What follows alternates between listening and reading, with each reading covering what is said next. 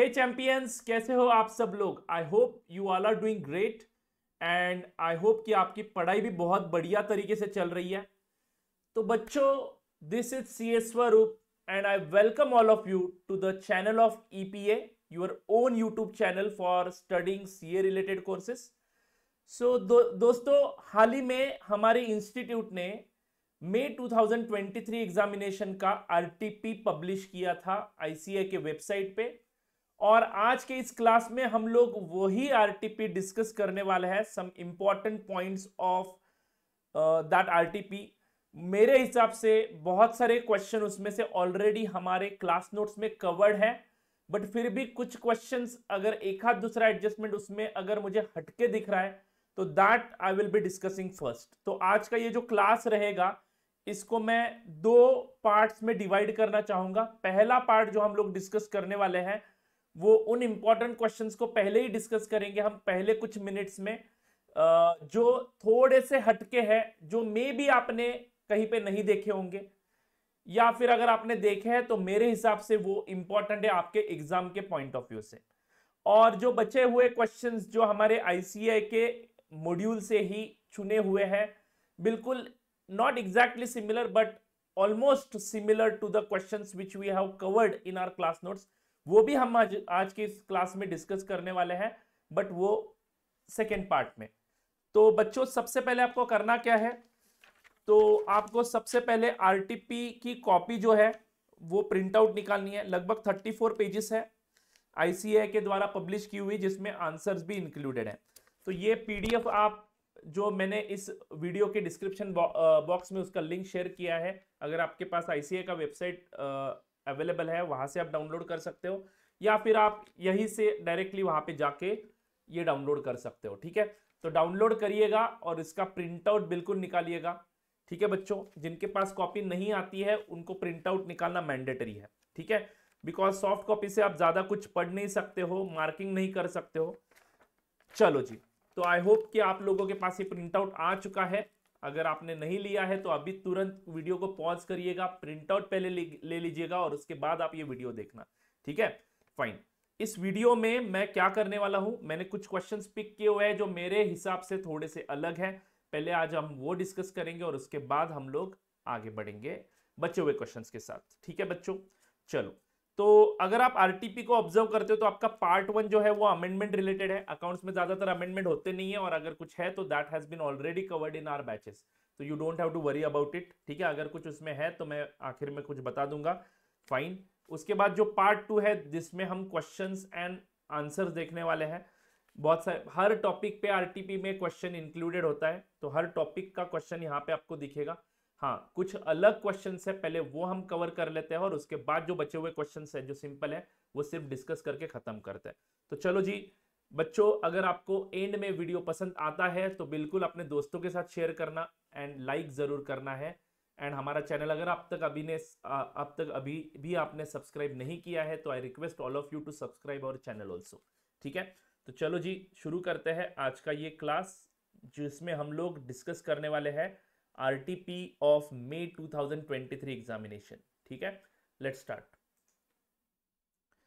तो I hope आपको screen पे आरटीपी दिख रहा है, फाइन। तो फ्रेंड्स, यहां पे देख सकते हो पार्ट 2 में हम लोग क्वेश्चंस कवर करने जा रहे हैं। पहला क्वेश्चन मेरे हिसाब से ज्यादा कुछ इंपॉर्टेंट नहीं है, because we have already solve that question in our class notes.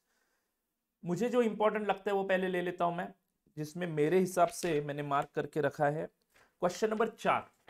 Question number 4 आपको किसी भी हालत में रिवाइज करना है, क्योंकि इसमें एक दो एडजस्टमेंट्स में भी आपके लिए नए हो सकते हैं।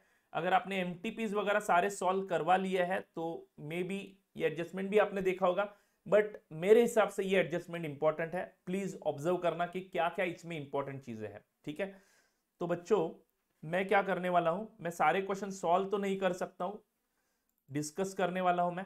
ठीक है, तो मैं इस क्वेश्चन का आंसर यहां पे ओपन कर लेता हूं सेकेंड पीडीएफ में, एंड एक पीडीएफ में क्वेश्चन रखूंगा, एक पीडीएफ में आंसर रखूंगा, सिर्फ हम डिस्कशन करेंगे। ठीक है, just a second my friends. Yes, so this is the answer of question number 4। ठीक है, so I am reading question number 4, please concentrate.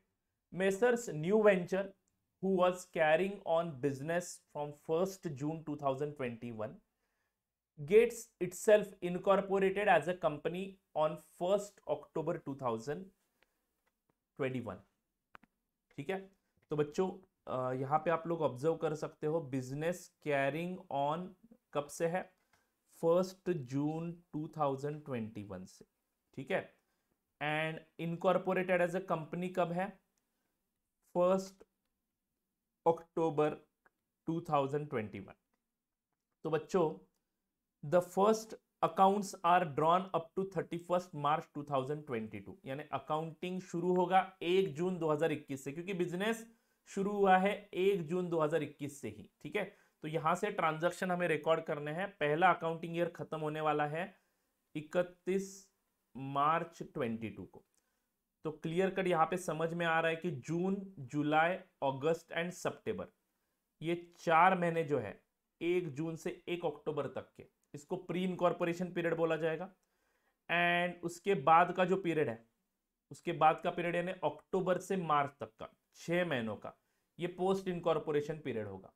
Accounting दरअसल हमें सिर्फ 10 महीनों की करनी है, जिसमें 4 महीने प्री इनकॉर्पोरेशन में है और 6 महीने पोस्ट इनकॉर्पोरेशन पीरियड में जाएंगे. ठीक है, फाइन, कोई दिक्कत नहीं है. This is time ratio, 4:6 is time ratio. You can say 2:3 as time ratio also, no problem. 4:6 या फिर 2:3. चलो आगे बढ़ते हैं. Following information is given. General expenses, तो बच्चों जनरल एक्सपेंसेस हम लोग टाइम रेशियो में बांटेंगे, दैट इज 2:3. ठीक है ना. तो अगर आपने कैलकुलेटर लाया है, just a second, I will bring my calculator first. Just a second my friends.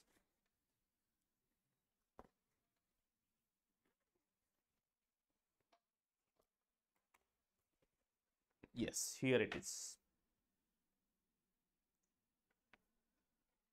तो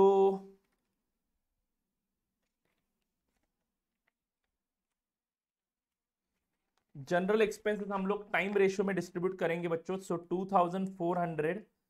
24,000 डिवाइडेड बाय 5 into 2.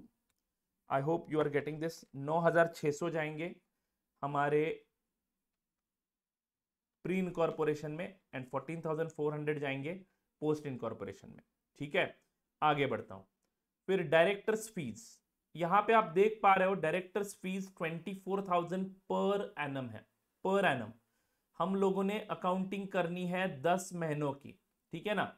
लेकिन डायरेक्टर कहां पे अपॉइंट किया जाता है बच्चों, कंपनी में. डायरेक्टर कहां पे अपॉइंट किया जाता है, कंपनी में. तो ये इस क्वेश्चन की एक खास बात है. ये डायरेक्टर फीस यहां पे कुछ पर एनम का दिया है, हमें सिर्फ और सिर्फ 6 महीने की डायरेक्टर फी लेनी है, क्योंकि 10 महीनों का भले ही हम अकाउंटिंग कर रहे हैं, बट 6 महीने ही हमारे अकाउंटिंग पीरियड में कंपनी के है. तो हमने डायरेक्टर को अपॉइंट कब किया होगा, पोस्ट इनकॉर्पोरेशन पीरियड में. तो 6 महीने की सैलरी यहां पे लेनी बहुत जरूरी है. तो 12,000 रुपए की डायरेक्टर फी, अगर पूरे साल की 24,000 है, तो बेटा 6 महीने की डायरेक्टर फी कितनी हो जाएगी, 12,000 रुपए. तो आप लोग यहाँ पे देख पा रहे हो डायरेक्टर फीस एक्चुअल में ली है इन्होंने 12,000 रुपए. तो ये एक इस क्वेश्चन की खास बात है जो आपको ऑब्जर्व करनी है. देन एंड ये जाएगा कहां पे, डायरेक्टर तो कंपनी के लिए अपॉइंट होता है, तो पोस्ट इनकॉर्पोरेशन पीरियड में जाएगा. इनकॉर्पोरेशन एक्सपेंसेस, ये भी पोस्ट इनकॉर्पोरेशन पीरियड में जाएंगे. रेंट अप टू 31 दिसंबर 21. फ्रेंड्स, रेंट अप टू 31 दिसंबर 21 6,000 पर एनम है. After which it was increase to 8,000 rupees per annum.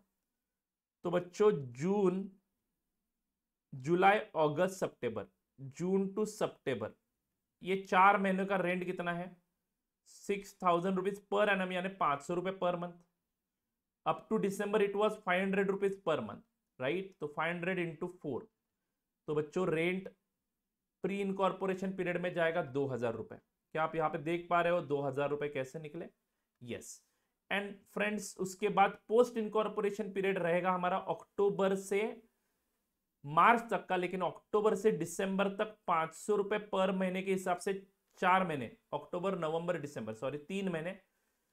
तो ये हो जाता है 1,500 पोस्ट इनकॉर्पोरेशन पीरियड का, और उसके बाद वो 8,000 रुपए पर एनम हुआ। इसका मतलब पर मंथ कितना है, 8,000 डिवाइडेड बाय 12 इंटू बचे हुए 3 महीने, जनवरी फरवरी एंड मार्च, इंटू बचे हुए 3 महीने यानी 2,000 रुपए। तो बेटा 6, I hope you are getting it, 8,000। Simply calculation आपको इस प्रकार से लिखना है, 8,000 पूरे साल का रेंट है, डिवाइडेड बाय 12 पर महीने का मिल जाएगा, इंटू 3 मंथ्स, जनवरी फरवरी एंड मार्च। ठीक है ना, तो ये अमाउंट आ जाता है 2,000 रुपए। ऐसे कुल मिला के पोस्ट इनकॉर्पोरेशन का रेंट हो जाएगा 3,500। I hope it is right, 3,500। तो रेंट का डिस्ट्रीब्यूशन भी यहाँ पे आसान है। आई थिंक ये एडजस्टमेंट आपने कहीं ना कहीं जरूर देख लिया होगा। Now this one is again important, this one can be also new adjustment to you. Salary of the manager who upon incorporation of the company was made a director. तो पहले प्री इनकॉर्पोरेशन पीरियड में he was the manager. तो जून, जुलाई, अगस्त and सितंबर 4 महीनों के लिए वो manager था, और उसके बाद वो डायरेक्टर हुआ। जब डायरेक्टर हुआ तो उसको कितना रेम्यूनरेशन दिया, वो हमने ऑलरेडी डायरेक्टर फीस में इंक्लूड किया है। इज इट राइट, यहां पे भी बोल दिया है, देखो the salary of the manager who upon incorporation of the company was made a director is 12,000 per annum. Again salary per annum is given here. His remuneration as a director is included in the above figure. When he became the director, he will start getting the remuneration, director's remuneration, and that is included in the above 12,000 rupees. So you don't worry about what he is getting after becoming director. That has been already covered in the above 12,000 rupees. Now please understand, my friends, what about salary of the manager?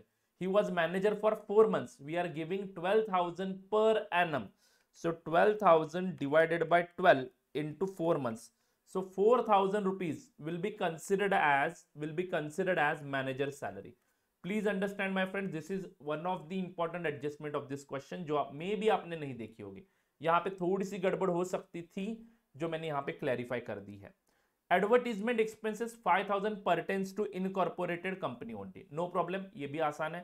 5,000 रुपए incorporated company के लिए ही जाने चाहिए। तो advertisement पूरा का पूरा कहाँ पे जाएगा, ये गया यहाँ पे, ठीक है ना, पोस्ट इनकॉर्पोरेशन पीरियड में। बैड डेब्ट्स 4,000 रुपए है जो आपको सेल्स रेशियो में बांटने हैं, ठीक है ना। बट सेल्स रेशियो है कहां पे, आगे दिया है, give statement showing pre and post incorporation profit. The net sales are 20 lakh rupees, the monthly average of which for the first 4 months is 1/2 of that remaining period.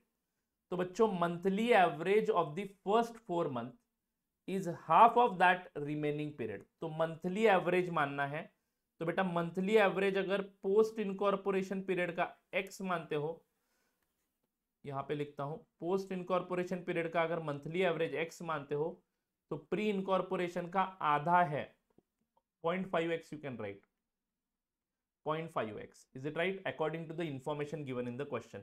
In pre incorporation period there are 4 months, in post incorporation period there are 6 months। तो 0.5 into 4 will be 2x, and यहां पे 6x will be the total sales. तो sales ratio would be 2:6, that is 1:3. Sales ratio would be 2:6, that is 1:3. right है बच्चों? Yes. And now divide this bad debts in sales ratio as well as company का gross profit यहाँ पे दिया हुआ है 1,20,000, वो भी आपको सेल्स रेशियो में डिवाइड करना है। What is the sales ratio, 1:3। तो 1:3 में डिवाइड करो ये 1,20,000 रुपए। सो यू कैन सी 30,000 जाएंगे प्री इनकॉर्पोरेशन में, 90,000 जाएंगे पोस्ट इनकॉर्पोरेशन पे। दरअसल आपको सेल्स रेशियो यहाँ पे एंड बैड डेब्ट्स डिवाइड करने के लिए यूज करना है। After doing all this, whatever pre incorporation profit you are calculating will be transferred to capital reserve and post incorporation profit will be transferred to P&L account. ठीक है, so this was the new thing in this question. I think आप लोगों को सिर्फ revise करना है यहाँ पे डायरेक्टर्स का रेम्यूनरेशन कैसे बांटना है एंड ये salary of the manager, because यहाँ पे पर एनम का फिगर दिया है। बस यही एक बात इस क्वेश्चन में अलग थी, बाकी सब आसान है। चलते हैं अगले क्वेश्चन की तरफ। क्वेश्चन नंबर 5, जो मेरे हिसाब से इंपॉर्टेंट है, जो आपको रिवाइज करना बिल्कुल जरूरी है। ठीक है, ये क्वेश्चन नंबर 5 जो है वो इश्यू ऑफ बोनस शेयर्स पे है। बहुत ही आसान क्वेश्चन है, बस इसमें एक चीज मुझे सिर्फ हाईलाइट करनी है, और वो कौन सी है, लेट्स डिस्कस इट। ठीक है ना, मैं क्वेश्चन पढ़ता हूं, आप लोग भी ध्यान दो। Following items appear in the trial balance of Satish limited as on 31st March 22। Particulars amount 9,000 equity shares of ₹100 each, 9 lakh rupees. So you can see capital already issued है 9,000 equity shares of ₹100 each। Capital reserves including 80,000 being profit on sale of plant। capital reserve including 80,000 being profit on sale of plant। तो बच्चों याद करो हमारे lectures, उस lecture में मैंने आपको बताया था कि कैपिटल रिजर्व क्या एक फ्री रिजर्व है। अगर आप लोग डिविडेंड के एंगल से देखते हो, फ्री रिजर्व का डेफिनेशन क्या है बच्चों? फ्री रिजर्व का डेफिनेशन है those reserves which are available for dividend distribution. लेकिन अगर आप कैपिटल रिजर्व का डेफिनेशन अगर ठीक से कंपनीज एक्ट में जाके पढ़ते हो तो उसमें बोला है कि capital reserve if realised in cash can be utilised for the purpose of dividend, though the logic behind distributing this capital reserve is not right. ठीक है ना, अगर हम डिविडेंड की बात करें तो हमें सिंपल भाषा में समझ में आना चाहिए कि ट्रेडिंग बिजनेस से जो हम लोग प्रॉफिट कमाते हैं, जो हमारा रोजमर्रा का बिजनेस है उससे हम प्रॉफिट कमाते हैं, तो वो डिविडेंड के लिए राइटफुल प्रॉफिट है। Otherwise it should not be distributed as dividend. ये हमारा बिल्कुल लॉजिकली करेक्ट आंसर है। बट कंपनीज एक्ट में एक प्रोविजन है जहां पे बोला है कि कैपिटल रिजर्व्स भी अगर कैश में आपने अर्न किए हैं तो वो भी आप लोग डिविडेंड डिस्ट्रीब्यूशन के लिए यूज कर सकते हो। ठीक है ना, तो उस कॉन्टेक्स्ट में ये क्वेश्चन इंपॉर्टेंट बन जाता है। मेजॉरिटी क्वेश्चंस में सिर्फ अगर कैपिटल रिजर्व लिखा हुआ है तो we do not use that balance for the purpose of issuing bonus shares for the purpose of dividend. बराबर है ना, बोनस इशू हमें फ्री रिजर्व से ही करना है। Do you remember that? Yes. तो बच्चों यहां पे कैपिटल रिजर्व 80,000 तक का जो मिला है हमें, टोटल 1,80,000 का बैलेंस है, उसमें से 80,000 being profit on sale of plant है। और आपको तो पता ही है कि आप profit on sale of plant capital reserve को कब क्रेडिट करते हो? जब आप ओरिजिनल कॉस्ट से ज्यादा पैसों में वो प्लांट एंड मशीनरी बेचते हो, तो ओरिजिनल कॉस्ट के ऊपर जो पैसा एक्स्ट्रा मिल रहा है आपको, उसको आप कैपिटल रिजर्व को क्रेडिट कर देते हो। यानी पैसे ये तो कैश में मिले हैं, यानी ये जो 80,000 का कैपिटल रिजर्व है ये कैश में जमा हुआ है हमारे कंपनी में। सिक्योरिटीज प्रीमियम अगला रिजर्व है, capital redemption reserve, general reserve, profit and loss account, credit balance. तो friends, the company decided to issue bonus shares to the equity shareholders at the rate of ₹1 share for every 3 shares held। तो at the rate of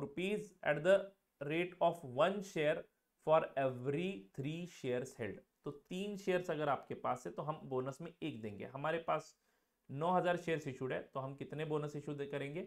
तो 3,000 shares of ₹100 each, यानी कुल मिला के 3 लाख रुपए का bonus share issue होगा। अब सवाल ये आता है कि कौन से प्रॉफिट्स को कंपनी कैपिटलाइज करेगी। पूछा है pass the necessary journal entries in the books of Satish limited. तो सतीश लिमिटेड के बुक्स में एंट्री करनी है। चलो let's pass the journal entry, बहुत ही आसान है। दरअसल हम कैपिटल रिजर्व को मोस्टली यूज नहीं करेंगे, बट सब बच्चे यहाँ पे ध्यान देंगे। Since 80,000 is realised in cash, I am going to use this number also. ठीक है, तो ये एक इंपॉर्टेंट बात है इस क्वेश्चन में। तो एंट्री कैसे बनेगी? सबसे पहले हम CRR यूज करेंगे, बिकॉज CRR का पर्पस बहुत ही रिस्ट्रिक्टेड है। तो capital redemption reserve account debit पूरे के पूरे 60,000 रुपए हम लोग यूटिलाइज करेंगे। Capital redemption reserve account debit पूरे के पूरे 60,000 रुपए आप लोग यहाँ पे देख पा रहे हो, हम यूटिलाइज करेंगे। उसके बाद हम लोग सिक्योरिटीज प्रीमियम यूटिलाइज करेंगे, 80,000 रुपए का है तो पूरा का पूरा वो यूटिलाइज करेंगे क्योंकि इसके ऊपर रिस्ट्रिक्शंस है। फिर बेटा हम जनरल रिजर्व यूज करते हैं क्योंकि कैपिटल रिजर्व के ब्रैकेट में कुछ नहीं लिखा होता है, बट अगर क्वेश्चन में क्लियरली बताया गया है कि कैपिटल रिजर्व ये कैश में रियलाइज हुआ है या फिर ये एसेट बेच के हमें मिला हुआ है, तो प्लीज मेक श्योर कि आप ये भी यूटिलाइज करो। Capital reserve 80,000 rupees and last में जनरल रिजर्व बैलेंसिंग फिगर के लिए यूटिलाइज किया जाएगा। आप लोग यहाँ पे देख पा रहे हो 80,000 प्लस 80,000 प्लस 60,000 कुल मिला के 2,20,000 इन 3 रिजर्व से आए, बट हमें चाहिए 3 लाख, तो ऊपर के 80,000 हम जनरल रिजर्व से लेंगे एंड उसके बाद हम P&L अकाउंट यूज कर सकेंगे। Is it right? यस। तो बेटा this will be credited to the bonus to share holders account and bonus to share holders to equity capital. This is how we are going to pass the entry in this situation. ठीक है, बात important कौन सी थी इस question में, ये capital reserve का utilization. I hope you remember our discussion also. पिछले आईसीए के एग्जामिनेशन में भी इसके ऊपर सवाल आया था मई 2022 के एग्जामिनेशन में, और यहाँ पे आरटीपी में भी दिख रहा है. तो मेरे हिसाब से ये बात आपको ध्यान में रखनी है. Capital reserve if realised in cash can be utilised for the purpose of issuing bonus shares. Let's go ahead. चलो लेट्स गो अहेड. अगला क्वेश्चन हमें कौन सा डिस्कस करना है. 5 नंबर का क्वेश्चन खत्म हो गया बच्चों, जो मेरे हिसाब से इसमें ये बात इंपॉर्टेंट थी. हर क्वेश्चन में कोई ना कोई चीज एक आध इंपॉर्टेंट है, वो मैं डिस्कस करता जाऊंगा. ठीक है, आरटीपी आपको करना है बिकॉज आरटीपी में से कम 10 मार्क के क्वेश्चन मेरे हिसाब से तो आते ही है. ठीक है ना, तो सभी आरटीपीज अगर करोगे सारे सब्जेक्ट के तो आपका एक 20 से 30 मार्क का कैलकुलेशन, 20 से 30 मार्क के क्वेश्चन एज इट इज आने वाले, याद रखना. कौन से आरटीपी से आएंगे पता नहीं है, बट चारों के चारों पेपर के आरटीपी कर लेना ग्रुप 1 के लिए आप लोग. फाइन, तो थोड़ा सा आगे बढ़ते हैं. मेरे हिसाब से 6 नंबर भी बिल्कुल आसान क्वेश्चन है, 7 नंबर आसान है जो हम डिस्कस करने वाले हैं, बट बाद में पहले इंपॉर्टेंट डिस्कशन कर लेंगे. 9 नंबर का तो बिल्कुल आसान है. 10 नंबर का क्वेश्चन भी मुझे एक एडजस्टमेंट यहाँ पे इंपॉर्टेंट लगता है. 10 नंबर का क्वेश्चन ओपन कर लीजिए सब लोग. ठीक है ना, insurance claim for loss of stock के ऊपर क्वेश्चन है. ठीक है, आरटीपी में ऑब्जर्व करना है बच्चों, लॉस ऑफ स्टॉक के ऊपर क्वेश्चन है. तो देयर इज अ चांस कि लॉस ऑफ स्टॉक पे ही क्वेश्चन आ जाए आपके एग्जामिनेशन में, बट जरूरी नहीं है. कि इसका मतलब ये नहीं है कि लॉस ऑफ प्रॉफिट आपको ऑप्शन में रखना है. ऑप्शन में कुछ नहीं रखना है, सारी चीजें हमें करनी है. ठीक है, तो चलो मैं क्वेश्चन पढ़ता हूँ. बहुत ही आसान क्वेश्चन है बाय द वे, बट एक एडजस्टमेंट मेरे हिसाब से अलग है जो आप लोगों ने मे भी नहीं देखा होगा. तो ऑब्जर्व करिए कौन सा एडजस्टमेंट है. A fire occurred in the premises of Messrs. Star and Sons on 21st March 2022. The concern had taken insurance policy of rupees 75,000, which was subject to average clause. तो बेटा फायर कब लगी है premises में, 21 मार्च 2022 को. Policy ली है 75,000 की, average clause है पॉलिसी में. From the books of accounts the following particulars are available relating to the period from 1st April 21 to March 21st 22. तो हमारे पास 1 अप्रैल 2021 का स्टॉक है, वहां से हम शुरुआत करेंगे. डेट ऑफ फायर तक का एक ट्रेडिंग अकाउंट बनाएंगे, और उस ट्रेडिंग अकाउंट में जो बैलेंसिंग फिगर मिलेगा that would be the closing stock after writing gross profit. ये आपको सब पता है. स्टॉक ऑन 1st अप्रैल 2021 1,50,500, 1,50,500, ये तो बिल्कुल आसान है. परचेसेस 3,17,000 के हैं, बट उसमें 40,000 का जो परचेस है वो कौन सा है देखो, including purchases of ₹40,000 for which invoices had not been received from suppliers though the goods have been received in godown. तो बेटा 3,17,000 में ये 40,000 है क्या? Answer is no. That's why you have to add, because invoice ही नहीं आया तो अकाउंटिंग ही नहीं होगा. तो ये हमने अकाउंटिंग से लिया हुआ रिकॉर्ड है. 3,17,000 का परचेसेस है, including purchase of ₹40,000 for which purchase invoice had not been received from the supplier though the goods have been received in godown. तो बेटा गुड्स गोडाउन में आ चुके हैं. तो हम लोग 3,17,000, जस्ट अ सेकेंड, 3,17,000 में ये 40,000 ऐड करेंगे क्या? बहुत सारे बच्चे ऐड करेंगे, क्योंकि आपके आईसीए के मॉड्यूल में अगर आप देखते हो, आपके आईसीए के मॉड्यूल में देखते हो तो इंक्लूडिंग शब्द नहीं होता है. बस इतना बताया होता है कि देयर आर परचेसेस ऑफ ₹40,000 जिसका इनवॉइस हमें अभी तक नहीं मिला है. Though goods have been received in godown. तो हम लोगों को ऐड करना पड़ेगा, क्योंकि हमें जो परचेस का फिगर दिया है उसमें वो इंक्लूडेड नहीं है, ऐसा हम लोग मानते हैं. बट इस क्वेश्चन में इंक्लूडिंग बोला है, तो गलती से भी इसको ऐड मत करना बच्चों, गलती से भी आप लोग इसको ऐड मत करिएगा, अदरवाइज आप लोगों को प्रॉब्लम हो जाएगी. ठीक है, तो 40,000 रुपीज का एडजस्टमेंट यहाँ पे ऐड करने की जरूरत नहीं है. ये थोड़ी सी फिरकी ले रही है इंस्टीट्यूट. यहाँ पे क्लियरली बोला है कि this 3,70,000 includes 40,000, then there is no need to add it. तो ये एक इंपॉर्टेंट पॉइंट मुझे लगता है इस क्वेश्चन का. ठीक है, और भी एक इंपॉर्टेंट पॉइंट है जिसकी बात हम आगे करेंगे. तो 3,17,000 बस हमने लिख दिया एज इट इज. ठीक है, आगे बढ़ता हूं. Cost of goods distributed as free samples for advertising from April 1st 2021 to the date of fire included in the above purchases। तो बेटा ये 32,000 रुपीज के गुड्स हमने खरीदे थे तो इसमें इंक्लूडेड है, लेकिन खरीदने के बाद इसको बेचा नहीं, ये हमने डायरेक्टली फ्री में बांट दिए, तो इसका इफेक्ट देना जरूरी है। ये एक इनडायरेक्ट एक्सपेंडिचर है, एडवर्टीजमेंट के नाम से जाना जाएगा। एंट्री होगी advertisement account debit to purchases, तो परचेसेस में से कम करूंगा goods distributed as free sample, और कॉस्ट कम करना है, और यहाँ पे कॉस्ट दिया हुआ है। ये आसान एडजस्टमेंट है, ये आपको पता है। सेल्स 4,55,000 का सेल्स है बच्चों, excluding goods sold on approval basis having a sale value of 35,000। Approval has been received for the goods before the date of fire. बोलिए बेटा यहाँ पे आप लोगों का क्या कहना है, क्योंकि आपके मॉड्यूल में जितने भी क्वेश्चंस दिए हैं उन सभी क्वेश्चंस में आप लोगों को बताया जाता है कि हमारे 455 में कुछ गुड्स हमने इंक्लूडेड है जो सेल ऑन अप्रूवल बेसिस पे है और जिसका अप्रूवल हमें नहीं मिला है। तो हम लोग क्या करते हैं, सेल में से उसको हटाते हैं एंड स्टॉक विद कस्टमर करके दिखाते हैं। बट यहाँ पे ऐसा नहीं है, यहाँ पे बोला है कि ये एक इंपॉर्टेंट मोस्ट इंपॉर्टेंट एडजस्टमेंट है इस क्वेश्चन का, जहां पे आप लोग गलत आओगे। सेल्स में इंक्लूडेड नहीं है ये 35,000 रुपीज के सेल्स, तो हमें क्या ये इसमें इंक्लूड करने पड़ेंगे। अप्रूवल मिल चुका है, अप्रूवल मिल चुका है मतलब सेल की एंट्री तो होनी ही है, बराबर है ना। तो बेटा सेल में ये 35,000 हमें ऐड करना है, तो 4,55,000 plus 35,000 4,90,000 you consider it as a sales. लेकिन इसका इंपैक्ट क्या होगा, सेल्स कंसिडर करने से हमारा जीपी बढ़ जाएगा बच्चों, एंड जीपी जैसे ही बढ़ जाएगा हमारा स्टॉक भी रिस्पेक्टिवली बराबर दिखेगा, ठीक है ना। और यहाँ पे 35,000 इंक्लूड करने से स्टॉक में वो गुड्स नहीं आएंगे। यहाँ पे अगर मान लो आप 35,000 इंक्लूड नहीं करते हो तो स्टॉक में वो गुड्स आ जाएंगे, ठीक है ना बच्चों। चलो जी आगे बढ़ता हूँ। तो ये एक इंपॉर्टेंट एडजस्टमेंट लगता है मुझे, बाकी सब आसान है। परचेस रिटर्न आप परचेसेस में से माइनस कर दो, 15,000 रुपए यहाँ पे माइनस हो गए। उसके बाद वेजेस में से 10,000 रुपए सैलरी ऑफ मैनेजर, ये एक अलग आइटम दिखेगा आपको, तो हमें सिर्फ और सिर्फ 55,000 लेनी है। मैनेजर की सैलरी इनडायरेक्ट एक्सपेंसेस में दिखानी है, ठीक है ना, बट यहाँ पे वो नहीं दिखाना है। Average rate of gross profit दिया हुआ है 20% ऑन सेल्स, तो 4,90,000 का 20% 98,000 आ जाता है। एंड उसके बाद सैल्वेज गुड्स की वैल्यू दी है। आगे का कैलकुलेशन बहुत आसान है, क्लोजिंग स्टॉक मिल जाएगा, फिर आप एक्चुअल लॉस निकालोगे, closing stock minus salvage value, ये हुआ अपना actual loss. Actual loss average clause होने के कारण claim will be calculated proportionately, claim amount will be 64,222। अगला काम आप संभाल लोगे, ठीक है बच्चों। This was the important thing in this question जो मेरे हिसाब से आप लोगों को रिवाइज करनी है, ठीक है जी। चलो आगे बढ़ते हैं। तो हम लोग पहुंचे हैं क्वेश्चन नंबर 10 तक जो मेरे हिसाब से इंपॉर्टेंट है।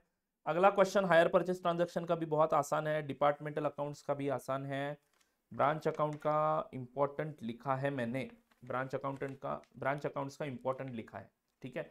तो ये भी क्वेश्चन आप जरूर करिएगा। Come to question number 13 my friends, question number 13 पे आ जाइए। क्वेश्चन नंबर 13 पे सभी बच्चे आ जाएंगे।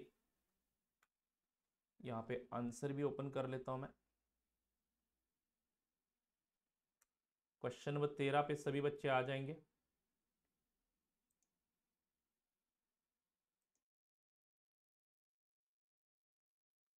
तो क्वेश्चन 13 शुरू करता हूं पढ़ना।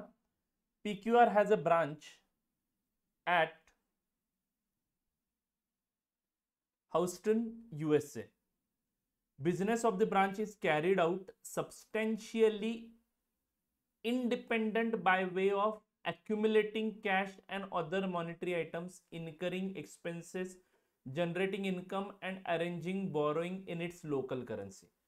तो मेरे प्यारे बच्चों इनको बस इस पैराग्राफ में इतना बताना है कि ब्रांच जो है वो पूरी की पूरी इंडिपेंडेंट ब्रांच है, ठीक है ना। आपको तो याद है integral foreign operation and non integral foreign operation. तो बेटा ये नॉन इंटीग्रल फॉरेन ऑपरेशन है, तो कन्वर्जन करते समय कौन सा रेट लेना है, ओपनिंग रेट लेना है या क्लोजिंग रेट लेना है या एवरेज रेट लेना है, हर टाइप ऑफ आइटम्स के लिए, मॉनेटरी आइटम्स के लिए as well as non monetary items के लिए, वो आप लोगों को AS 11 से एज वेल एज ब्रांच के फाइनल अकाउंट से, ब्रांच के अकाउंट से रिवाइज करना पड़ेगा। पहले वो चीज आप रिवाइज करेंगे, ठीक है। आगे बढ़ता हूं। तो NIFO है, नॉन इंटीग्रल फॉरेन ऑपरेशन है, ये पैराग्राफ दर्शाता है।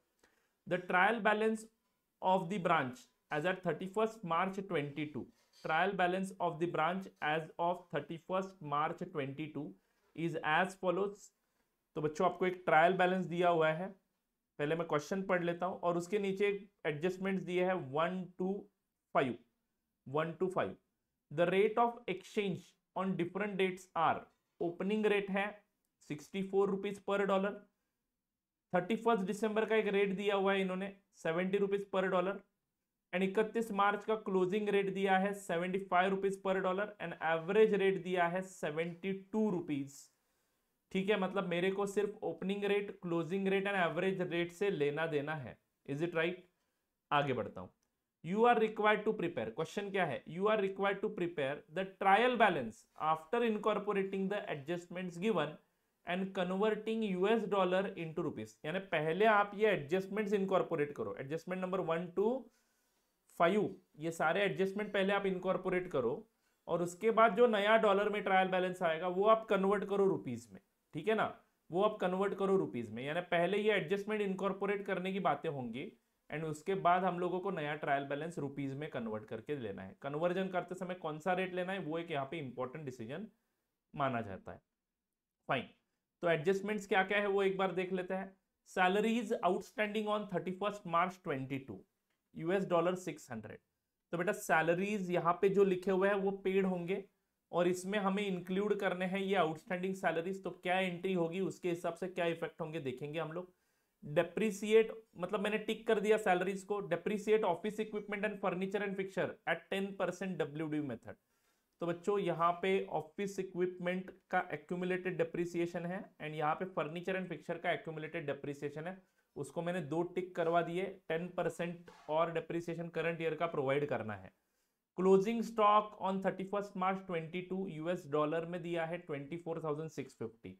ये भी एक्चुअली इनकॉर्पोरेट करना चाहिए ऊपर के ट्रायल बैलेंस में, बट ये इंस्टीट्यूट ने नहीं किया है, इसको इन्होंने नए ट्रायल बैलेंस में बैलेंस शीट के ट्रायल बैलेंस में एज ए एडजस्टमेंट ही दिखाया हुआ है। You are inform that head office is showing receivable from the branch as 23,75,614 as on 31st March 22. No transaction in respect of the branch is pending in the head office.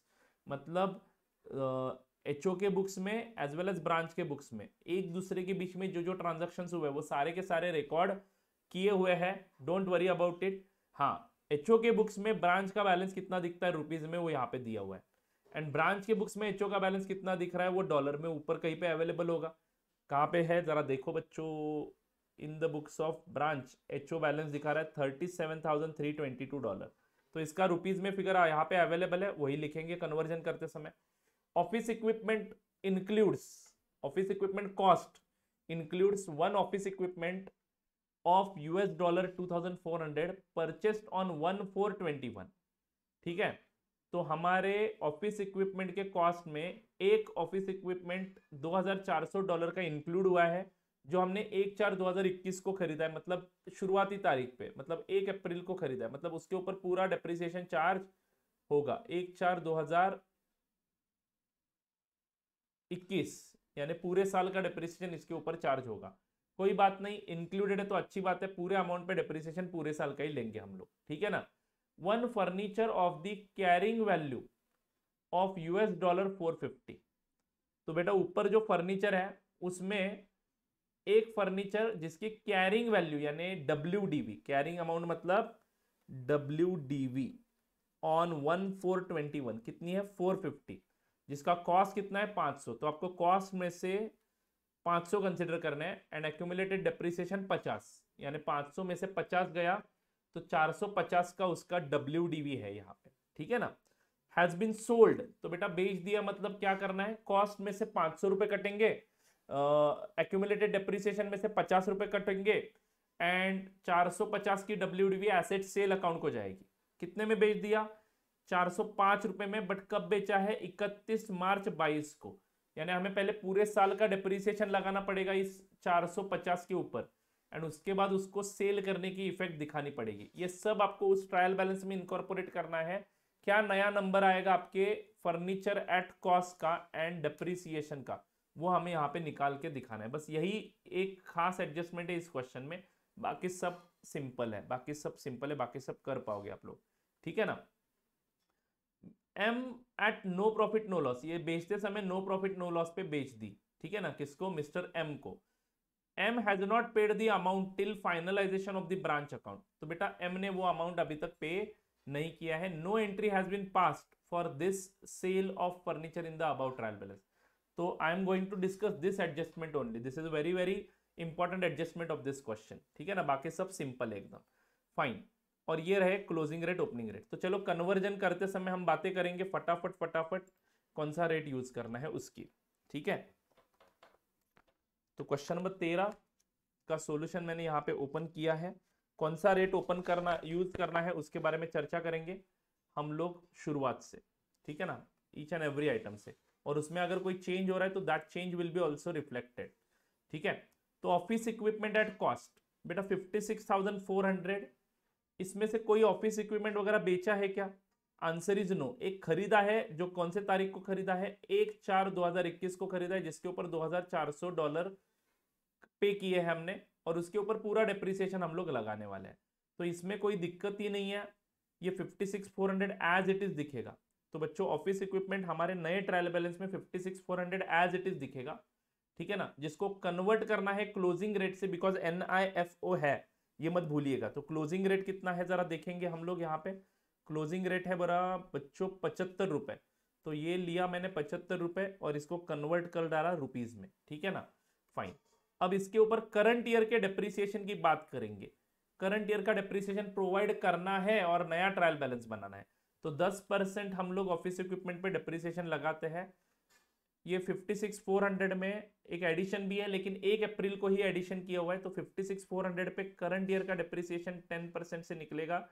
But बच्चों depreciation straight line method से है या WDV से, वो भी देखना यहाँ पे बहुत जरूरी है।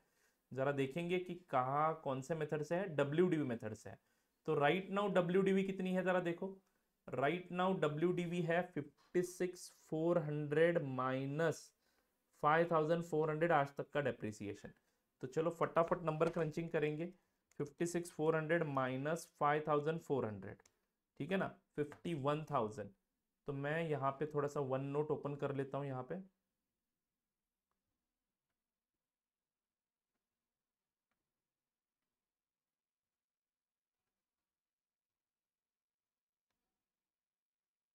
Just a second.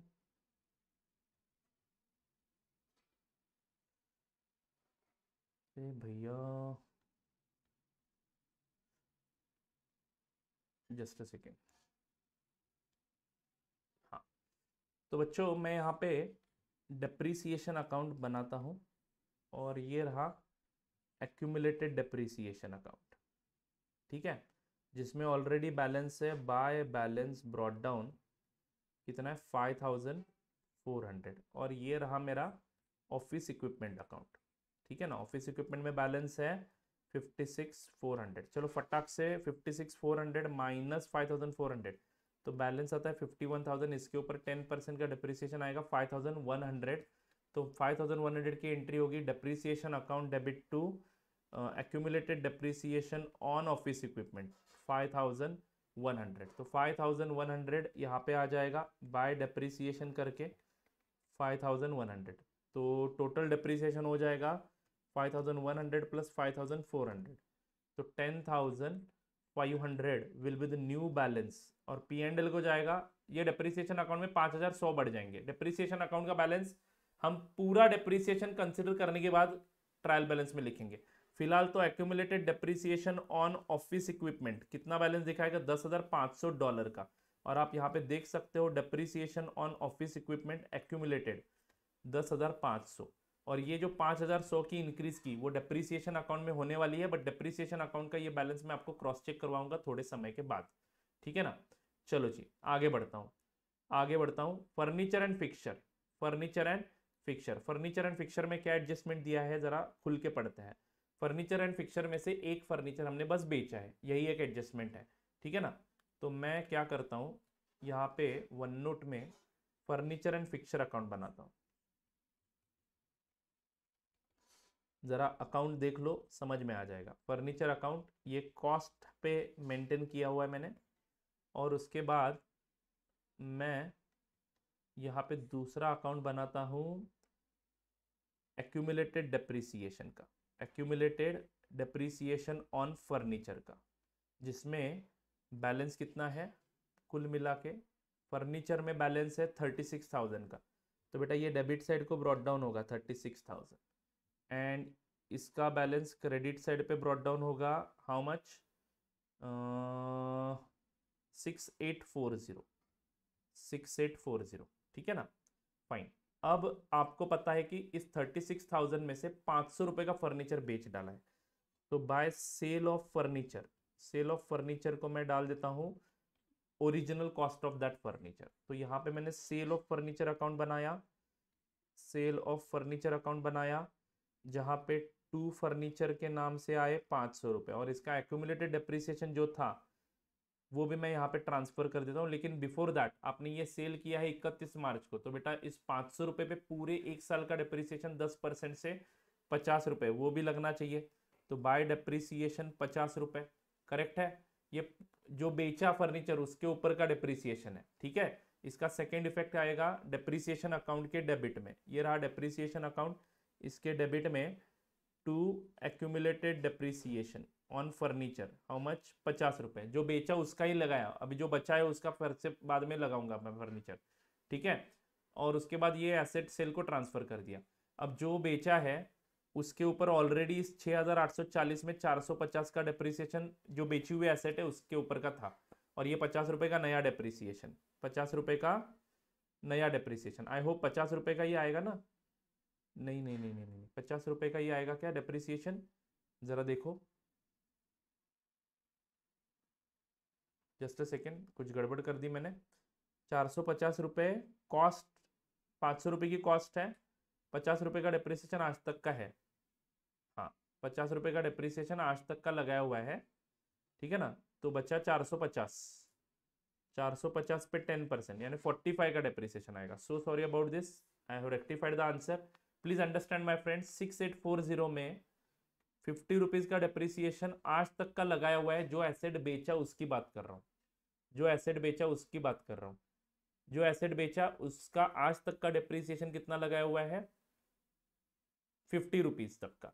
और मैं अभी 500 में से 50 माइनस करता हूँ, 450 का WDV है, 450 पे 10% का डेप्रिसिएशन करंट ईयर का मैंने अभी प्रोवाइड किया, depreciation account debit to accumulated depreciation, और यहाँ पे आ गए 45। I hope you are getting it. Office equipment का भी 5,100 रुपये आ चुका है। हाँ, तो बेटा पहले के 50 और ये 45 ऐसे कुल मिला के मैं एसेट सेल अकाउंट को भेज देता हूँ 50 प्लस 45 यानी 95 रुपीज। तो ये आया एक्यूमुलेटेड डेप्रिसिएशन का बैलेंस, जो एसेट बेचा उसका एक्यूमुलेटेड डेप्रिसिएशन मैंने निकाल फेंका। और ये एसेट एक्चुअल में हमने बेचा कितने में, 405 में, तो ना ही इस पे प्रॉफिट हुआ ना ही इस पे लॉस हुआ, ठीक है ना। बट ये पैसे आए नहीं है, ये किसके पास से लेने हैं, मिस्टर एम के पास से। जरा ध्यान से सुनिएगा बेटा, मिस्टर एम के पास से लेने हैं 405, ठीक है ना। इसका ट्रायल बैलेंस पे क्या इंपैक्ट होगा वो मैं समझा रहा हूँ यहाँ पे, ठीक है। फाइन। सो 36,000 में से 500 चले गए, बचा बैलेंस यहाँ पे 35,500 कॉस्ट का, ये by balance carried down. Accumulated depreciation का बैलेंस देखो जरा, 6840 था, 45 मैं साइड में निकालता हूँ बैलेंस, 45 ऐड होगा माइनस 95, तो बैलेंस बचेगा बेटा 6790। 35,500 की कॉस्ट है, 6790 का एक्यूमुलेटेड डेप्रिसिएशन है, यानी WDV हो गया 35,500 माइनस 6790, तो WDV हो गया 28,710। इसके ऊपर हम 10% का डेप्रिसिएशन लगाएंगे, तो बेटा डेप्रिसिएशन आएगा 2871। क्या मैं सही बोल रहा हूँ, 36,000 में से गए 500, तो 35,500 एंड 6840 प्लस 45 माइनस 95, 6790, 35,500 माइनस 6790,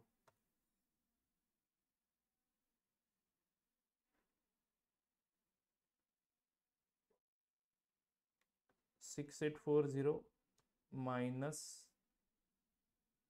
50, 6790 बराबर 35,500 माइनस 6790, तो 28,710 पे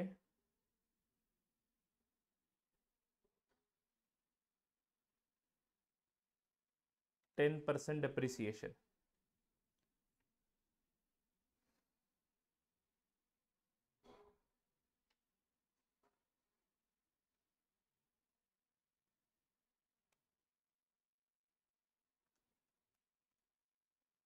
to 2871. I hope this is right. Yes, 28,710 into 28,710 into 10%. तो बच्चों 2871 का ये जो डेप्रिसिएशन है इसकी एंट्री होगी depreciation account debit to accumulated depreciation 2871, ठीक है ना। तो ये 2871 भी आपका कहाँ पे जाएगा, डेप्रिसिएशन अकाउंट के डेबिट में। जो बची हुई एसेट है, I repeat once again, please यहाँ पे कॉन्सेंट्रेट करना जिनको समझ में नहीं आया। जो बची हुई एसेट है उसके ऊपर भी डेप्रिसिएशन लगाना पड़ेगा ना। तो 35,500 का कॉस्ट बचा हुआ है और आप लोग देख पा रहे हो 6840 का एक्यूमुलेटेड डेप्रिसिएशन था।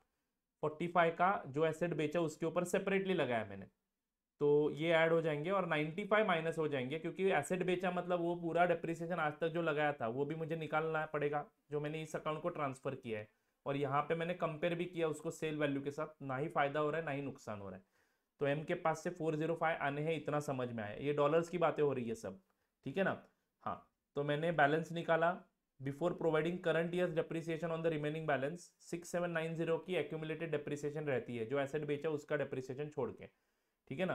तो 35,500 का कॉस्ट है माइनस 6790, बच्चा WDV 28,710, उसके ऊपर 10% 2871 का डेप्रिसिएशन करंट ईयर में प्रोवाइड करूंगा, depreciation account debit to accumulated depreciation. And ये एक्यूमुलेटेड डेप्रिसिएशन यहाँ पे जाएगा 2871। तो डेप्रिसिएशन अकाउंट में बैलेंस कितना आएगा जरा देखो, 5100 ऑफिस इक्विपमेंट का, 45 जो एसेट बेचा उसका, एंड 2871 जो बचा हुआ फर्नीचर है उसका। तो बैलेंस आएगा 8016। तो ट्रायल बैलेंस में डेप्रिसिएशन के नाम पे $8016 दिखेंगे। ट्रायल बैलेंस में डेप्रिसिएशन के नाम पे $8016 दिखेंगे। अब एक एक करके देख लो बच्चों, बहुत ही इंपॉर्टेंट बात करने वाला हूँ। तो ये 8016 का ब्रेकअप मैंने बता दिया, इसको क्लोजिंग रेट से ही कन्वर्ट करेंगे क्योंकि एसेट के लिए क्लोजिंग रेट यूज किया। फर्नीचर अकाउंट में 35,500 का बैलेंस दिखेगा, फर्नीचर अकाउंट में 35,500 का बैलेंस दिखेगा। फर्नीचर अकाउंट अगर आप देखते हो तो 35,500 क्लोजिंग रेट से कन्वर्ट करेंगे, ठीक है ना बच्चों। And depreciation on furniture and fixture में, depreciation on furniture and fixture में ये अकाउंट में कितना बैलेंस आता है जरा देखो, 6840 पहले था, जो एसेट बेचा उसके ऊपर 45 का डेप्रिसिएशन लगा दिया, प्लस जो एसेट हमारे पास बाकी है उसके ऊपर 2871 का डेप्रिसिएशन, और जो बेच दिया उसके ऊपर 95 माइनस हो गया, तो ये बैलेंस बचेगा 9661। यही हमने यहाँ पे लिखना है और इसको भी क्लोजिंग रेट से ही कन्वर्ट करना है। जो एसेट के लिए रेट यूज करते हो वही डेप्रिसिएशन के लिए यूज करेंगे। NIFO है तो बेटा क्लोजिंग रेट से सब कन्वर्जन होगा, अगर IFO होता तो हिस्टोरिकल रेट से कन्वर्जन होता, ठीक है ना। आगे बढ़ता हूँ। हाँ, लेकिन इसमें एक बात रह गई, ये M के पास से जो पैसे आने वाले हैं 405 रुपए, ये भी हमें ट्रायल बैलेंस में दिखाने पड़ेंगे। यहाँ पे M के पास से 405 रुपए आने वाले हैं और इसको भी 75 से मल्टीप्लाई करना पड़ेगा, ठीक है, to convert it into rupees, ठीक है ना बच्चों। हाँ, मान लो यहाँ पे 400 रुपए में सेल हो जाता तो 5 रुपए का नुकसान दिख जाता, वो भी हमारे ट्रायल बैलेंस में दिखना चाहिए था फिर, ठीक है ना। तो आपको ये अकाउंट्स बना के मैंने समझाने का प्रयास किया, बस यही एक एडजस्टमेंट यहाँ पे इंपॉर्टेंट है, बाकी सब टाइम पास आसान क्वेश्चन है, ठीक है ना। चलो आगे बढ़ता हूँ। फिर उसके बाद कौन सा आइटम है जरा देखेंगे, फर्नीचर एंड एसेट का सारी चीजें हो चुकी है। ओपनिंग स्टॉक हम ओपनिंग रेट से कन्वर्ट करेंगे। ओपनिंग स्टॉक यहाँ पे आया है जो ओपनिंग रेट से कन्वर्ट हो जाएगा, परचेसेस एवरेज रेट से सेल्स एवरेज रेट से। सैलरीज बहुत ही इंपॉर्टेंट, सैलरीज 4250 का पेड अमाउंट है। हाँ, बट आउटस्टैंडिंग सैलरीज इसमें ऐड कर लेंगे बेटा, और आउटस्टैंडिंग सैलरीज नाम की एक लाइबिलिटी दिखाएंगे, यानी एंट्री करेंगे salary account debit to outstanding salary 600 तो यहाँ पे 600 रुपये ऐड हो जाएंगे। तो नया सैलरी का बैलेंस दिखेगा 4250 प्लस 600, 4850। तो बेटा 4850 की सैलरी दिखेगी, can you see it here, 4850। But ये 600 रुपये पे नहीं किया है, इसलिए आउटस्टैंडिंग सैलरी में दिखेंगे। कहाँ पे गया आउटस्टैंडिंग सैलरी, सैलरी पेएबल, यहाँ पे देखो लाइबिलिटी में दिखाना है सैलरी पेएबल को क्रेडिट बैलेंस। ये भी क्लोजिंग रेट से कन्वर्ट होगा, और ये बहुत ही इंपॉर्टेंट है, ये एवरेज रेट से कन्वर्ट होगा, और आउटस्टैंडिंग सैलरी क्लोजिंग रेट से कन्वर्ट होगी। ये चीज बहुत सारे बच्चे गलत करते हैं, आउटस्टैंडिंग सैलरी लाइबिलिटी में है और उसको हमें क्लोजिंग रेट से कन्वर्ट करना है। पर्सनल अकाउंट है बेटा, पैसे देने हैं, क्लोजिंग रेट से कन्वर्ट करना है, ठीक है। बट वही यहाँ पे एक्सपेंडिचर हम एवरेज रेट से कन्वर्ट करेंगे। Fine, carriage inward, carriage inward, तो माय फ्रेंड्स कैरेज इनवर्ड कौन से रेट से कन्वर्ट करना है, एवरेज रेट से, कैरेज इनवर्ड एवरेज रेट से, ठीक है। फाइन, नो प्रॉब्लम, आगे बढ़ते हैं। उसके बाद rent rates and taxes average rate, trade receivable closing rate, trade payable closing rate, trade receivable closing rate, trade payable closing rate, ठीक है ना बच्चों।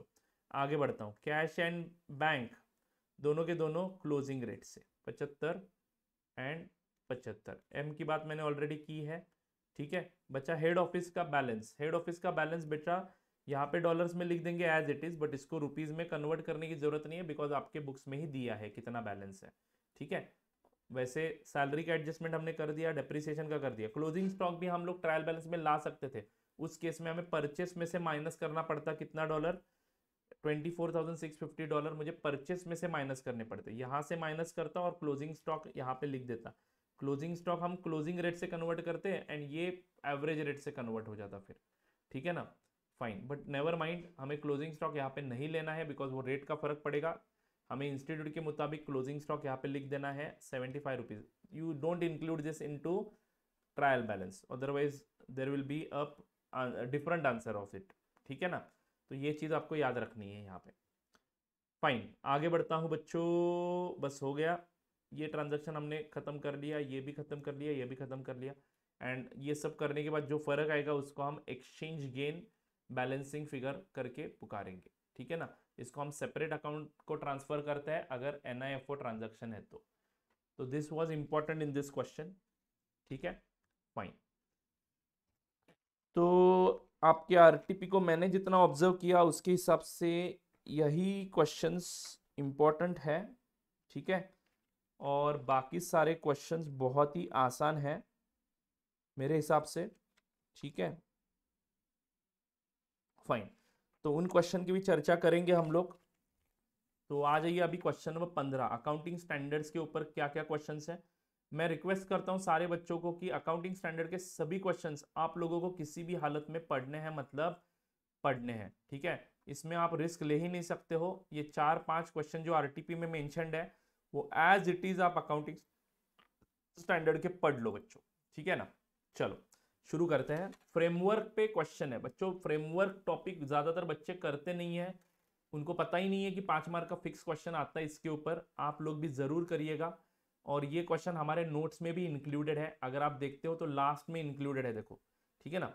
तो मैं पढ़ रहा हूं, ध्यान देना। A limited has entered into binding agreement with Gamma limited to buy a custom made machine of ₹1 lakh at the end of year 21-22. Before delivery of the machine, A Limited had to change its method of production. The new method will not require this machine ordered by you. But आप लोगों ने binding agreement किया, मतलब machine तो आपको खरीदना ही पड़ेगा। तो बेटा मशीन खरीदेंगे बट यूज ही नहीं करेंगे।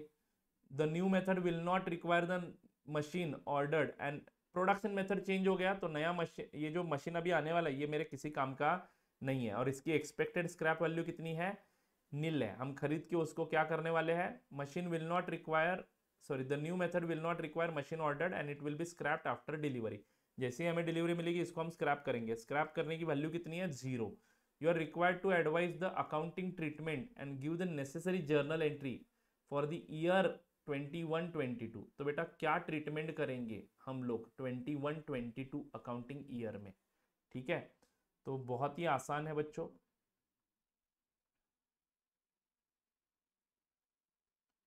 हमें लाइबिलिटी ये इमीडिएटली रिकॉग्नाइज करनी है कितने रुपए की, 1,00,000 रुपए की, ठीक है ना। तो मशीन अभी तक आया नहीं है तो रुकेंगे नहीं, हम इमीडिएटली लाइबिलिटी रिकॉग्नाइज करेंगे बिकॉज ये पूरा का पूरा लॉस है, loss on change in production method. पहले आप थ्योरी पढ़ो, बाद में ये एंट्री समझ लो। Loss on change in production method, अगर एसेट खरीदता तो asset account debit to gamma limited करता। मशीन आगे आने वाली है बच्चों, बट आपने प्रोडक्शन पैटर्न ही चेंज कर दिया है। Loss on change in production method account debit to gamma limited, and ये लॉस हम P&L को भेजेंगे पूरा का पूरा 1,00,000 रुपए, ठीक है ना। तो ये फ्रेमवर्क में बताया है, फ्रेमवर्क में बताया है कि अगर आपको फ्यूचर इकोनॉमिक बेनिफिट किसी एसेट पे नहीं दिख रहा है तो that should be treated as a expense and it should be recorded immediately, ठीक है ना बच्चों। चलो आगे बढ़ते हैं। AS1 पे भी क्वेश्चन है आपके, इस क्वेश्चन में मेथड चेंज किया है फीफो से वेटेड एवरेज पे, ठीक है ना, और उसके कारण क्लोजिंग स्टॉक में बदलाव आया है, तो that should be disclosed according to AS1। ये इस क्वेश्चन में बताया हुआ है, ये क्वेश्चन भी हमारे क्लास नोट्स में कवर्ड है, बहुत ही आसान क्वेश्चन है, ठीक है ना। आगे बढ़ता हूं बच्चों, वैल्यूएशन ऑफ इन्वेंट्रीज पे भी एक क्वेश्चन है जिसमें हमें treatment of normal loss, abnormal loss करना है, एंड कॉस्ट ऑफ प्रोडक्शन को कितना अमाउंट जाएगा वो आपको बताना है। ये भी एक इंपॉर्टेंट क्वेश्चन लगता है, तो मैं ये कवर करूंगा मेरे इस क्लास में। Enterprise order 20,000 kg of certain material at ₹110 per unit. तो बेटा 20,000 इंटू 110, 20,000 इंटू 110, 22 लाख रुपीज मैंने पे किया है। This includes taxes GST of ₹12 पर kg, जिसके ऊपर फुल टैक्स क्रेडिट अवेलेबल है, तो हमें ये कॉस्ट नहीं है, इसलिए माइनस कर देना है 20,000 इंटू 12 रुपीज, ठीक है ना बच्चों। आगे बढ़ता हूँ, फ्रेट आपने 1,17,600 का पे किया है, तो this will be also considered as cost of inventory. All the expenses which I am incurring to bring the inventory to the present location and condition will be considered as inventory cost. Total material cost आता है बेटा 20,77,600. Number of units normally received 98% of 20,000 kg. तो बेटा 20,000 kg का 98% यानी 19,600 kg। 98% क्यों लिया? 2% को नॉर्मल लॉस। आपको कॉस्टिंग में भी याद है बच्चों, कॉस्टिंग में भी आप लोग ये कंसेप्ट ऐसा ही यूज करते हो। 20,77,600 डिवाइडेड बाय इनपुट क्वांटिटी कितनी है, हमने खरीदी हुई क्वांटिटी कितनी है 20,000 quantity, minus normal loss quantity कितनी है 2%, 2% यानी 400, 20,000 का 2% यानी 400। तो बेटा 19,600 यूनिट्स हमारे पास आ जाने चाहिए थे नॉर्मली, बट नॉर्मली आ जाने चाहिए थे, आए कितने हैं? आए हैं सिर्फ और सिर्फ 19,500, यानी 100 यूनिट का हमें एबनॉर्मल लॉस हुआ है, लेकिन उसका भी वैल्यूएशन 106 से ही होगा। तो बेटा मटेरियल कंज्यूम की वैल्यू आएगी 18,000 into 106, 1500 unit cost of inventory की वैल्यू आएगी 106 के हिसाब से ही, एंड एबनॉर्मल लॉस का भी वैल्यूएशन होके ये P&L अकाउंट को भेजा जाएगा 10,600। Same thing which you are using in material topic of your costing, वही सेम टू सेम चीज यहाँ पे अभी हमें AS2 ने बताई है, ठीक है ना। आगे बढ़ता हूँ, प्रॉपर्टी प्लांट इक्विपमेंट पे भी बहुत अच्छा क्वेश्चन है, ये भी आप लोग बिल्कुल रिवाइज करिएगा। 6,80,000 रुपीज में एक मशीन खरीदा है जिसमें 40,000 रुपए का GST है, ठीक है ना। GST का क्रेडिट अवेलेबल है, तो हमारा एक्चुअल में कॉस्ट हुआ 680 माइनस 40, ठीक है ना। बट ये मशीन आपको इंस्टॉल करने के लिए ये नीचे दिए गए सारे खर्चे आ गए।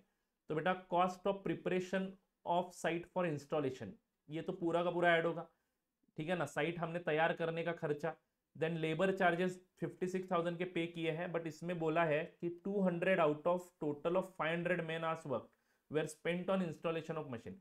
तो बेटा पूरे के पूरे नहीं लेने हैं, 56,000 में से सिर्फ 200 घंटे की सैलरी लेनी है, तो 56,000 डिवाइडेड 500 आवर्स इंटू 200 आवर्स हमारे सिर्फ इंस्टॉलेशन के लिए हुए हैं, तो उतना ही सैलरी हमें इंक्लूड करना है। Spare parts tools and consumed, tools consumed in installation, ये पूरा आएगा। सैलरी ऑफ ए सुपरवाइजर 26,000 रुपए है, बट उसमें से 25% टाइम उसने डिवोट किया है इंस्टॉलेशन के लिए, तो सिर्फ 25% ले लो। एडमिनिस्ट्रेशन एक्सपेंसेस में से 1/10 ही इंस्टॉलेशन के लिए खर्च किया है, तो 1/10 ही लेना। Test run and experimental production expenses पूरे लेंगे। Consultancy charges of architect to set up the plant पूरे लेंगे 11,000 रुपए। Depreciation on asset use for installation, ये भी हमें लेना है 12,000 रुपए, because all cost which we are incurring to make the asset ready for use will be considered. The machine was ready for use, ये बहुत ही इंपॉर्टेंट पॉइंट है। The machine was ready for use on 15 January 2021 but was use from 1 to 21। तो बेटा इसी बीच में 15 जनवरी से 1 फरवरी के बीच में ये 8,900 रुपये खर्च हुए, तो क्या ये भी हमारे कॉस्ट में इंक्लूड होंगे? बिल्कुल नहीं। तो ये 8,900 रुपये इंक्लूड नहीं करने हैं। तो calculate the value of plant at which plant should be capitalize in the books of star limited. बहुत ही आसान क्वेश्चन है बच्चों, ये भी हमें AS10 के ऊपर है, ये हमें करना है, मतलब करना है, ठीक है। तो आप लोग देख पा रहे हो GST क्रेडिट यहाँ पे माइनस हुआ, बाकी सारे खर्चे प्रोपोर्शनेटली लिए, और 8,900 रुपये हमने कहीं पे भी इंक्लूड नहीं किया है, ठीक है। चलो आगे बढ़ते हैं बच्चों। AS11 पे क्वेश्चन है एंड AS16 का भी यहाँ पे रिलेवेंस है। ये क्वेश्चन बहुत ही इंपॉर्टेंट है बच्चों, मेरे हिसाब से आपके एग्जाम में आ सकता है, ठीक है ना। तो यहाँ पे एक फॉरेन करेंसी लोन लिया जा रहा है $15 लाख का, ठीक है ना। कब लिया है? बिगिनिंग में लिया है ऐसा मान लो, फॉरेन करेंसी में लिया है, आप इंडिया में काम कर रहे हो और डॉलर में लोन ले रहे हो, ठीक है ना। फाइन। तो AS11 के अनुसार जब मैंने लोन लिया तब मैं उसको उस रेट से रिकॉर्ड करूंगा बुक्स में, और उसके बाद ईयर एंड को वो लायबिलिटी फिर से रीअसेस करूंगा मैं। तो बच्चों यहाँ पे देख रहे हैं हम लोग, हमने लोन लिया है, कितने रुपए इसका डॉलर रेट था उस वक्त? 72 rupees per dollar exchange rate at the time of availing loan. 72 rupees per dollar rate था, 72 रुपीज, एंड वो अब हो गया 76 रुपीज। तो 4 रुपए से रेट बढ़ गया, तो 15 लाख इंटू 4 रुपए, $15 लाख इंटू 4 रुपए, यानी 60 लाख रुपए का एक्स्ट्रा अमाउंट हमें 31 मार्च को सिर्फ फॉरेन करेंसी फ्लक्चुएशन के कारण भरना पड़ेगा। तो actually this should be treated as a exchange difference, बराबर है ना। This should be treated as exchange difference as per AS11, but AS16 बोलता है कि इसमें से कुछ बोरोइंग कॉस्ट कंसिडर करना है, और वो कौन सा? ऐसा मानना है कि आप इंडियन करेंसी में लोन ले रहे हो, और वो जो इंटरेस्ट का फर्क पड़ रहा है फॉरेन करेंसी में लोन लेने से और इंडियन करेंसी में लोन लेने से, वो इंटरेस्ट का फर्क इस 60 लाख में से हम बोरोइंग कॉस्ट मानेंगे और बचा हुआ एक्सचेंज डिफरेंस मानेंगे। तो बेटा मान लो इंडियन करेंसी में आप लोन लेते हो 9.50% से। बहुत सारे बच्चे इस क्वेश्चन को नहीं कर पाते हैं, जरा ध्यान देना। इंडियन करेंसी में लोन लेता हूं तो 9.50%, 9.50 का रेट है। तो अगर मैं जिस दिन लोन लेता हूँ उस दिन 72 रुपीज का रेट पकड़ता हूँ, तो 15 लाख इंटू 72, यानी मैं लोन लूंगा 1 crore, I hope it is right, 15 lakh into 72 rupees, 1080 lakhs का लोन लूंगा। 1080 लैक्स इंटू 9.50%, 1080 इंटू 9.50%, तो इंटरेस्ट आता है 102.6 लैक्स, ठीक है ना। इंडियन करेंसी में बात करूं तो ये रुपीज में कन्वर्ट किया मैंने, कैसे निकाला? 15 लाख का लोन लिया डॉलर्स का, इंटू पर डॉलर 72 रुपीज ओपनिंग रेट, जिस दिन लिया उस दिन अगर मैं इंडियन करेंसी में लेता तो पूरे साल का इंटरेस्ट मुझे 102.6 लगता, लेकिन अभी वो US डॉलर में लेने के कारण 15 लाख पे मुझे इंटरेस्ट लग रहा है कितने परसेंट से? लाइबोर प्लस 4%, लाइबोर यहाँ पे दिया है 1%, एप्लीकेबल लाइबोर इज 1%, तो 1+4 यानी 5%, तो US डॉलर पे हमें 5% का लोन लगेगा, तो इंटरेस्ट लगेगा, तो 0.75, I hope it is right, 15 into 5%, 0.75 lakh, तो 102, I hope this is right, just a second. Rupees in lakhs लेने में मैंने कोई गड़बड़ तो नहीं कर दी?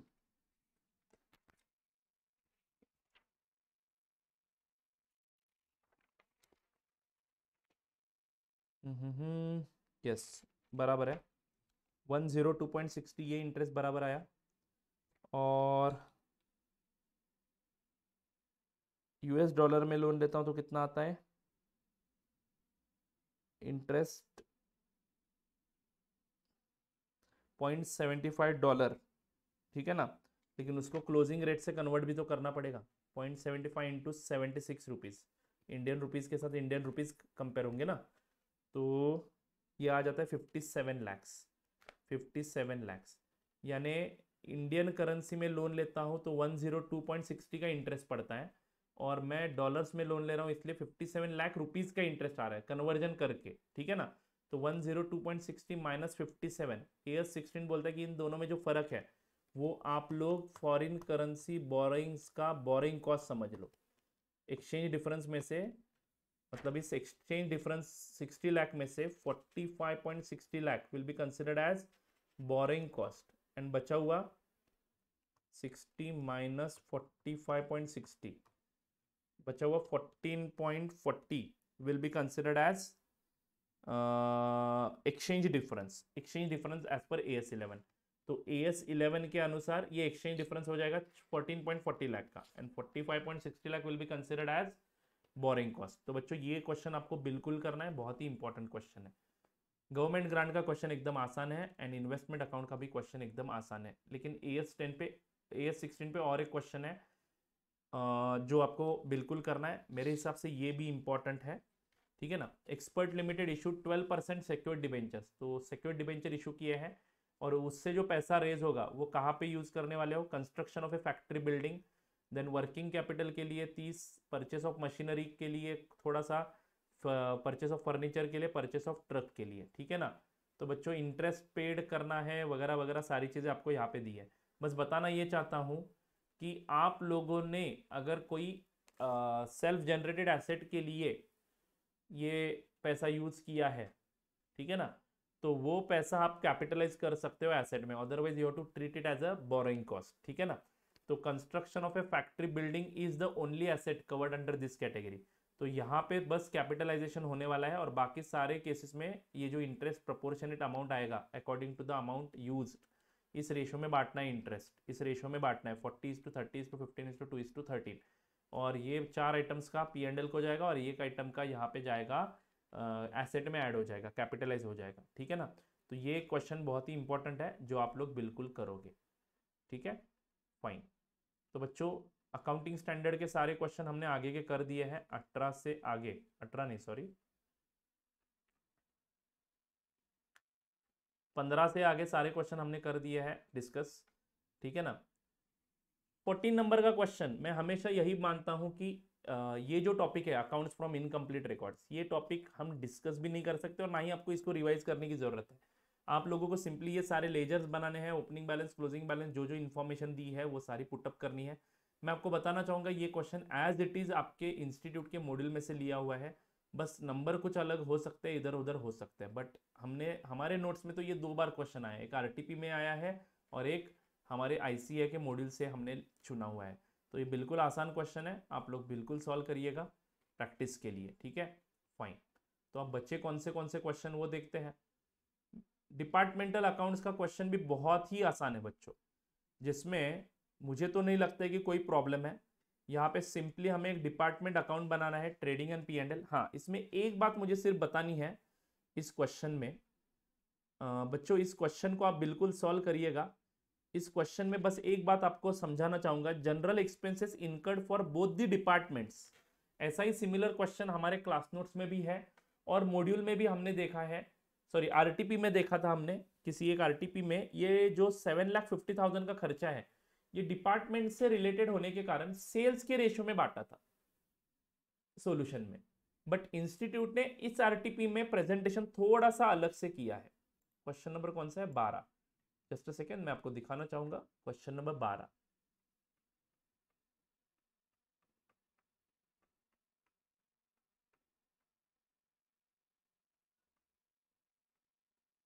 बच्चों इन क्वेश्चंस में कोई दिक्कत नहीं आएगी, इसलिए मैं ज्यादा डिटेल में डिस्कस नहीं कर रहा हूं, कंसिडरिंग योर टाइम टेबल, ठीक है, फाइन। तो आप देख पा रहे हो 7,50,000 सिंपली इन्होंने जनरल P&L को भेजे है, 7,50,000 सिंपली इन्होंने जनरल P&L को भेजा है, और नोट लिखा है कहीं पे, नोट मैंने पढ़ा था, हाँ यहाँ पे लिखा है देखो, general expenses have not been allocated to the individual department and charge to general P&L account. But अगर आप लोग ये नोट बदल के भी प्रेजेंटेशन करते हो, जो नहीं करना है, आपको मॉड्यूल के हिसाब से ही जाना है, ICA के प्रेजेंटेशन के हिसाब से ही जाना है, तो 7.5 लाख रुपए आप डिवाइड भी कर सकते हो सेल के रेशो में। तो आप लोग बोल सकते हो, वहाँ पे नोट लिख सकते हो कि हाँ जनरल एक्सपेंसेस डिपार्टमेंट के होने के कारण हम लोगों ने डिपार्टमेंट्स में बांटे हैं, जिसका GP पे कोई इंपैक्ट नहीं होगा, NP पे इंपैक्ट होगा। बस यहाँ पे आपको ये ट्रेडिंग अकाउंट आगे बढ़ाना पड़ेगा, यहाँ पे जनरल एक्सपेंस आएंगे, ठीक है ना, इनडायरेक्ट एक्सपेंस करके, और वो आप सेल्स के रेशो में बांटोगे इन 2 डिपार्टमेंट्स में। फिर इनका NP अलग अलग आएगा, जो यहाँ पे GP की जगह NP ब्रॉट डाउन होगा, और फिर स्टॉक रिजर्व का एडजस्टमेंट होगा। स्टॉक रिजर्व का एडजस्टमेंट करते समय याद रखना है बच्चों, जो ट्रेडिंग अकाउंट आपने बनाए हैं वहाँ पे आपको प्रॉफिट रेशो मिलेगा, और क्वेश्चन में बोला है कि profit ratio is uniform through out the year. बस याद रखना है कि डिपार्टमेंट A में जो स्टॉक पड़ा हुआ है इंटर डिपार्टमेंटल, उस पर B का परसेंटेज अप्लाई करना है 50%, एंड B में जो स्टॉक पड़ा है उसमें ए का परसेंटेज अप्लाई करना है, ये आप भूलोगे नहीं, ये बिल्कुल सही करोगे, मुझे पता है। पिछले साल का भी रेशियो 50-40 लेना है, इस साल का भी रेशियो वही लेना है, क्योंकि जीपी रेशियो कांस्टेंट है फ्रॉम ईयर टू ईयर। तो इस साल का ही जीपी निकालो और डायरेक्टली स्टॉक रिजर्व का एडजस्टमेंट कर दो। बहुत ही आसान क्वेश्चन है। हायर परचेस का क्वेश्चन भी बिल्कुल आसान है, कुछ भी डिफिकल्ट इसमें नहीं है। तो मेरे हिसाब से बच्चों इन्वेस्टमेंट अकाउंट का तो इतना फालतू क्वेश्चन है, फिक्स्ड इनकम बेरिंग सिक्योरिटी पे क्वेश्चन है, ठीक है। बस इसमें कम इंटरेस्ट बेसिस पे परचेस ज्यादा है। देखो यहाँ पे, देखो कम इंटरेस्ट है, यहाँ पे भी कम इंटरेस्ट पे सेल किया हुआ है। 1 मई को जो परचेस हुआ है वो भी कम इंटरेस्ट पे है, और यहाँ पे एक्स इंटरेस्ट का सेल है, ठीक है ना। तो बच्चों कम इंटरेस्ट की अगर आपको प्रैक्टिस करनी है तो ये क्वेश्चन सॉल्व कर लो, बहुत ही आसान क्वेश्चन है, कुछ भी नहीं है। फिक्स्ड इनकम बेरिंग सिक्योरिटी पे क्वेश्चन है, 1 साल का अकाउंटिंग करना है फीफो मेथड से। कौन से मेथड से? फीफो मेथड से। बिल्कुल आसान क्वेश्चन है, ठीक है। रिडम्पशन ऑफ डिबेंचर्स भी बहुत ही आसान क्वेश्चन है। ओन डिबेंचर्स खरीदने हैं, कैंसिल करना है, खरीदने हैं, कैंसिल करना है, 2 ही ट्रांजेक्शन है। और इसमें भी debenture account and own debentures account आपको बनाने के लिए बोला है, ठीक है, fine. Redemption of preference shares में भी बहुत ही आसान क्वेश्चन है, 2 ही क्वेश्चन है, बट बिल्कुल आसान क्वेश्चन है, आप लोग इसको कर सकते हो, ठीक है। You do it on your own. Issue of right shares पे भी बहुत ही आसान क्वेश्चन है। हाँ, अगर मैं बात करूं पहला क्वेश्चन कैश फ्लो स्टेटमेंट का क्वेश्चन भी बिल्कुल आसान है, आप बेझिझक इसको सॉल्व करिएगा। कैश फ्लो स्टेटमेंट सॉल्व करिएगा बच्चों, बहुत ही इंपॉर्टेंट वन है, बट आसान क्वेश्चन है, कुछ भी डिफिकल्ट इसमें नहीं मिलेगा आपको। और बची बात आपके मैनेजरियल रेम्यूनरेशन की। मैनेजरियल रेम्यूनरेशन आप ऑप्शन में मत डालिए बच्चों, ऐसे ही फालतू क्वेश्चन आते हैं 5 मार्क के लिए, आप जरूर करो इसको। और आप लोग देख लो बेटा, फाइनल अकाउंट्स पे क्वेश्चन है शेड्यूल 3 के ऊपर, बिल्कुल ऐसा सेम टू सेम क्वेश्चन हमारे क्लास नोट्स में आईसीए के मॉड्यूल में कवर्ड है। That's why I am not discussing, I am not wasting your time, actually I can discuss this but there is no use of it, you can do it on your own. तो मुझे जो लगता है उसके हिसाब से मैं आपको बताना चाहूंगा बच्चों, आपको आरटीपी में से कौन से क्वेश्चन किसी भी हालत में सॉल्व करने हैं। मैंने जो लिख के दिए थे, मैंने जो डिस्कस किए हैं, वो सारे क्वेश्चन आपको फिर से एक बार रिपीट करता हूँ लिस्ट। आपको आरटीपी में से question number 4, question number 4, question number 5, ठीक है, फिर not so important, not so important, question number 10 एक करना है। क्वेश्चन नंबर 10 किसी भी हालत में करना, बिकॉज अलग क्वेश्चन है। एंड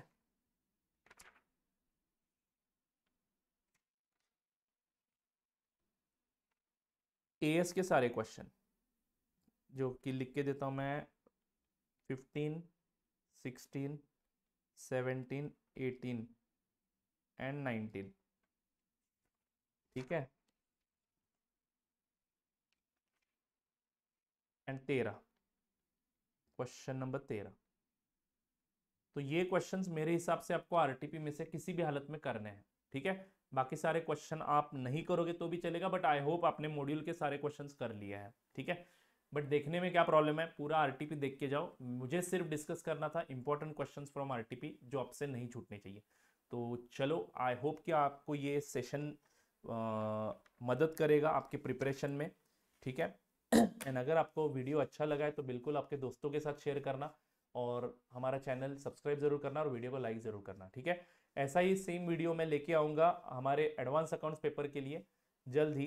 तब तक के लिए ta ta bye bye, see you.